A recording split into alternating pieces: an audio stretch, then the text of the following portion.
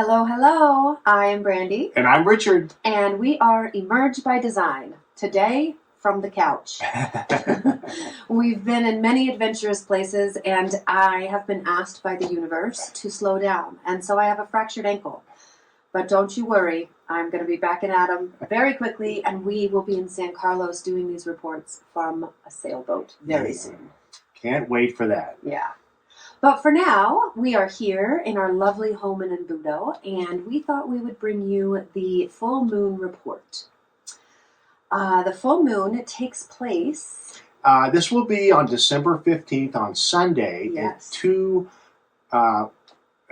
0201 a.m. Oh, wow. 2 in the morning. 2 in the morning. Mountain time. Okay, that is when the moon is at her fullest and brightest. Mm-hmm. I don't know about you, but she has been very bright lately for me. And it has been a wonderful opportunity to, again, the reason we do these reports is to polish, to integrate, to evolve our emotional intelligence.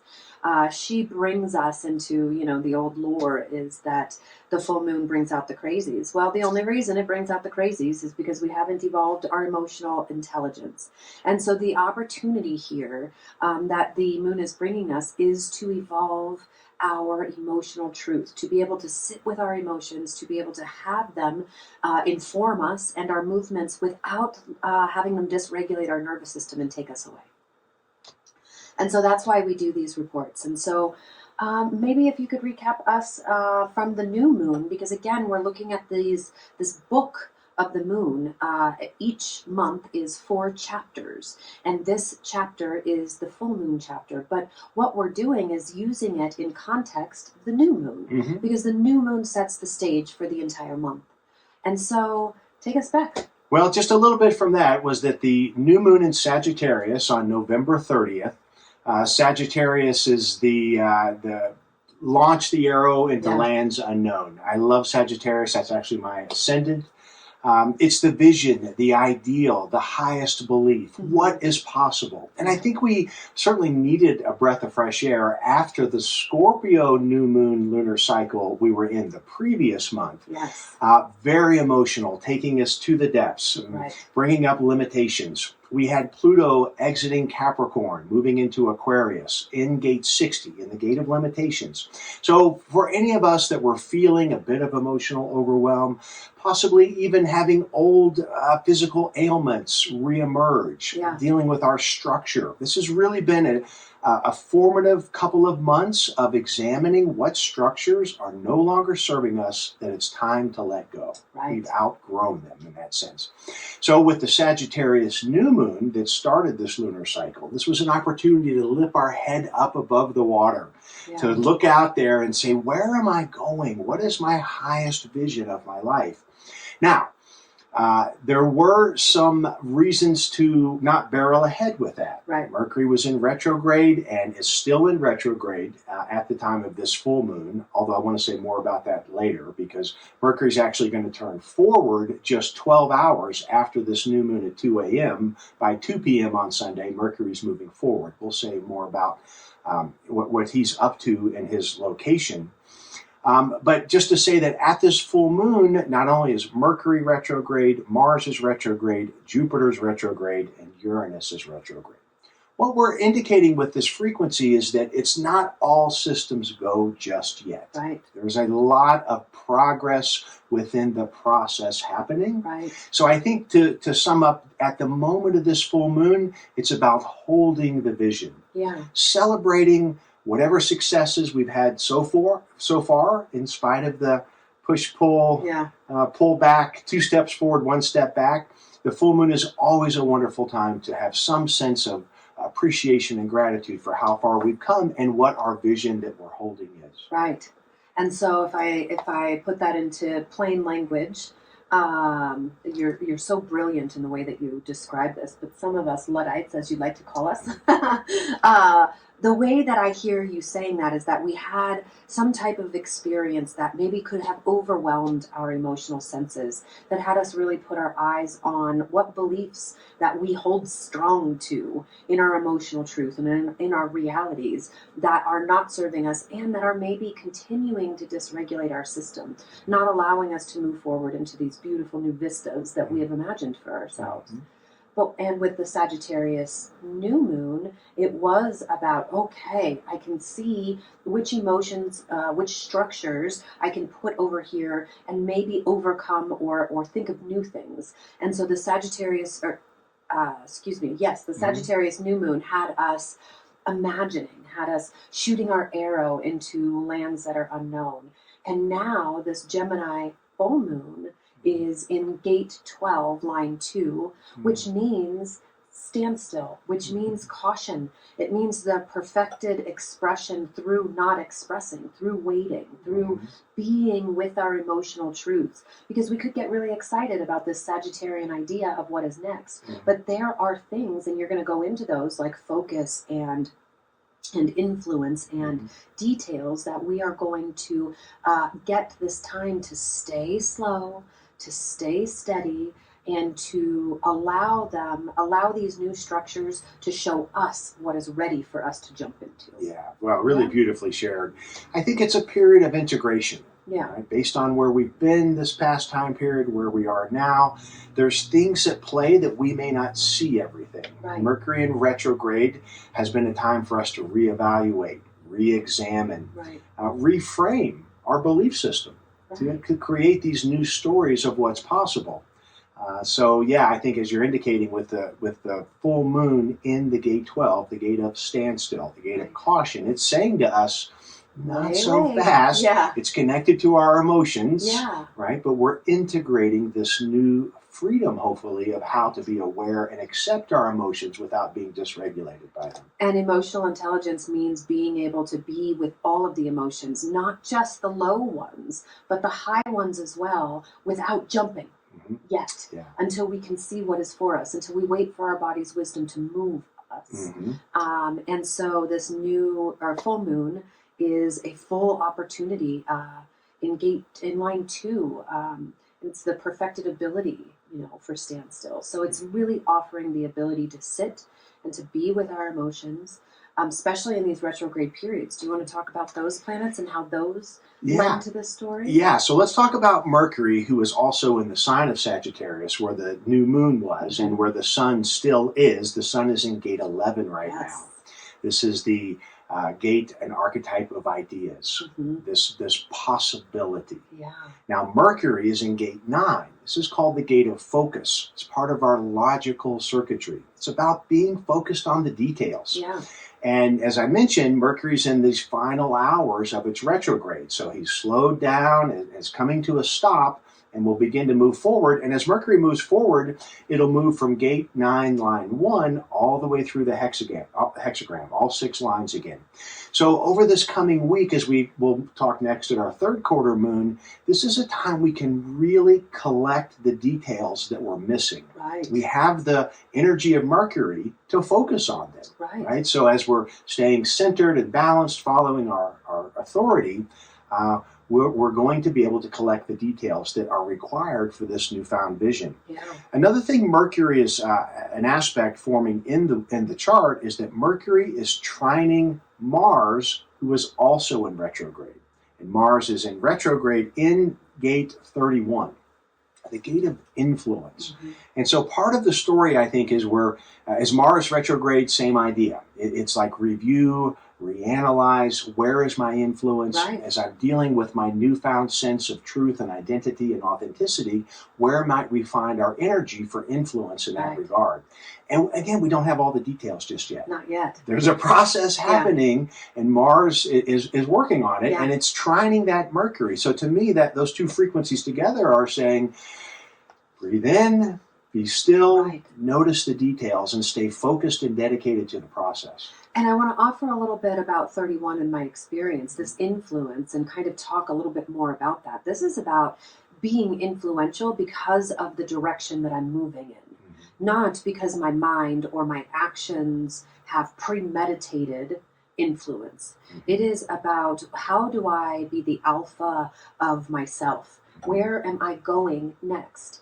And so you can hear these themes in the Sagittarius New Moon with shooting my arrow where I want to go, and all of the themes of supporting my movement of new structure building. Well, this 31 and 9 together in the supportive aspect that called a trine, it is allowing us to tame the power of the small. Where am I going for me? And that is the thing that leads to influence. Beautiful. I really like how you shared that. Well, let's layer on top of that. Let's take a look at Jupiter, because I mentioned earlier, Jupiter is also in retrograde, and fairly conjunct this full moon. It's about 8 degrees apart. So we would still say that Jupiter is definitely part of this full moon. Conjunct mean they're together. Jupiter and the moon's energies are hitting us kind of as a mixture. Yeah, like a fusion of energy. Jupiter is the planet of expansion, good fortune. It's also the ruler of Sagittarius, where the new moon started. And so Jupiter is close to this moon. So it's just bringing this expansive quality to the full moon. And Jupiter is also forming an aspect with Pluto. It's called a square and a half. It's a bit of a frictional energy. And Jupiter's in gate 35, the gate of progress. Pluto's in gate 60, the gate of limitation, that we've spoke a lot about over these past months. So what I'm seeing there is that part of the growth and development is still in a process. We're still working with this limitation. Our emotions may have made it clear to us some of the issues we're dealing with, or physical ailments, or whatever fear, doubt, and insecurity that's been holding us back. Jupiter being in gate 35 in a square and a half to Pluto is working on it, right? It's working on the progress that will come, but not necessarily during this retrograde period. Right. It's given more opportunity. What I hear you say when you say that is that those fusions of energy between standstill and expansion could be the thing that triggers our emotions. We have this visual of where we're going, and we know that it's going to be great, and it's going to relieve us of the structures that felt limiting before. But there's still some work to be done. So this week, if you're, you have that mixture, keep the vision alive and stand still. To know that when you focus on the details, the limitation, whatever thing needs to be born in order for that vision to come to reality, that new structure to be able to be something that's experienced, will or will not, depending on what your mythology is, take shape. But it's not time to move now. Yeah, and I want to add a little extra timeline and flavor to that, because I'm really watching this Jupiter in gate 35 very closely. So again, it's moving in retrograde. It's in gate 35, line 5. So it's going to go back through 5, 4, 3, 2, 1, all the way through that gate. It's actually going to go retrograde into gate 16 for a couple of weeks, the first 2 weeks of February, where it will finally station and turn forward. And what does it do? It comes right back into gate 35. And we'll go all through all the lines of gate 35, all the way till April 7th. So I feel like it's between this February to April when the full benevolence and good fortune of Jupiter will be shining its light on the progress that we will make. But right now, it's a measured progress. It's the little things, the focus, the details, the patience. Again, we're within a process, and we're in the middle of it. Oh my goodness. Again, I can't help but think that we shot our arrow of sailing a boat in the Sea of Cortez, and the arrow has been shot, and the structures are coming into place, and we come home and we get to pack the desk, pack the closet, order the things, get a storage. It's this, when we just want to come in here and get back to our boat as fast as possible. That's not what's being asked of us. All of that with a broken ankle. Yes. and baby steps right now. Baby steps. Even though that dream is on my tongue, it is tangible, it is here. But there are things that get to be done before that dream can be realized. Yeah. Yeah, so we could relate to this cycle Yeah. that we're describing. Very much. And so we encourage you, when we talk about these things, to really apply it to your life as well. Where have you found a brand new way of being? And it doesn't even have to be as big as, moving your whole life into another country, but it could be something that feels just as daring to you, just as scary. Maybe it's voicing your personal emotional truth to someone that you love that you've never done before. Maybe it is allowing an inner personal truth to exist in a way that you never have before. There is good fortune on the horizon when we can take the small steps and be slow enough to pay attention to the details, because the universe, as I always say, is conspired on our behalf and is always showing you the next right step. Yeah. And in addition to that, I want to mention Uranus, currently in gate 23, line 6, also retrograde, is in a quincunx to the sun and a semi-sextile to this full moon. All that to say that Uranus is in play in this full moon, and it's in the gate of assimilation, individual authentic expression. Yes. So the shockingness of the individual authentic expression and the being able to express yourself in line 6 in this way that is understood or not, but is the perfected expression of you and of what is happening in your life.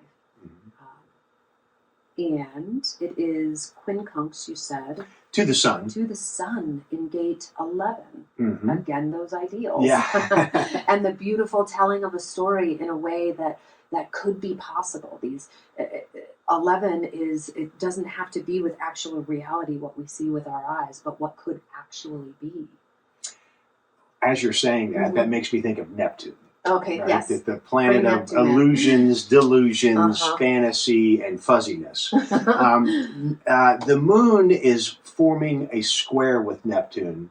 At the time of this full moon, it will be exact as just a few hours later. So could that mean that our caution is due to some fuzziness of truth? It could be that. It also could be that bringing in some of this fantasy can be helpful, right? Okay. Neptune serves us. Neptune is limitless. It's beyond the bounds of Saturn. Right.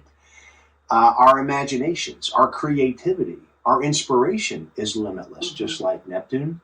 And it's, in a sense, Neptune helps build the scaffolding that Saturn, the 3D world, will actually come and build upon. Right. So it's again, with this time of patience and measured progress, continuing the creative fantasy, holding the vision of the sun in the gate 11, but also with Neptune forming this square to the moon right after the full moon, is that to be open, to be expansive in that sense, which Neptune offers us. It's just such a potent opportunity to move past what we thought could only our lid, our cap, our ceiling, to move past. If we allow something new, if we allow the void to show us what is here for us, to help support and structure, like you said, 63, which is the gate of truth,